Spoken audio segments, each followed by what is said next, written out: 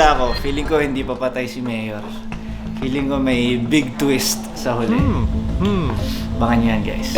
Ako ang feeling ko, ang dumali kay Mayor Romy, si detective mo. Kasi kailangan niya ng work eh. So pinatumba niya para mabayaran siya. Ako feeling ko yung aso.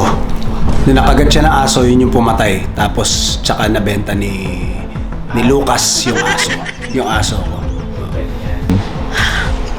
Para sa akin, yung Via na yan, naiingit kasi siya sa akin at gusto niya pakasalan siya ni Romy. Hindi ako papayag. Via, ikaw ang pumatay.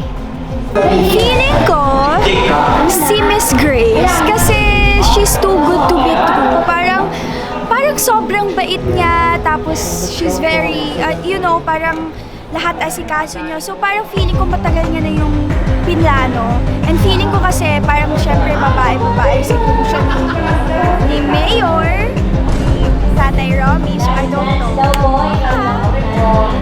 Sino ang kutob ko na pumatay kay Romy? Ha! Siyempre, siguro yung hindi altang tunay na asawa. Namang maldita talaga yun eh. Tsaka gusto talaga niyang masolo ang kayamanan ni Romy.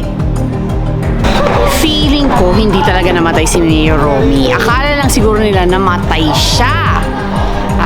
Parang hindi naman talaga. Malalaman ninyo kung bakit sa isa sa mga episodes, no, kung bakit sa tingin ko, hindi naman talaga siya namatay. Alam mo, ang kutob ko kung sino ang pumatay kay Mayor Romy, which is ako yun. Siguro, ako rin. Ako rin ang pumatay sa sarili ko. Feeling ko lang. Abangan niya yan.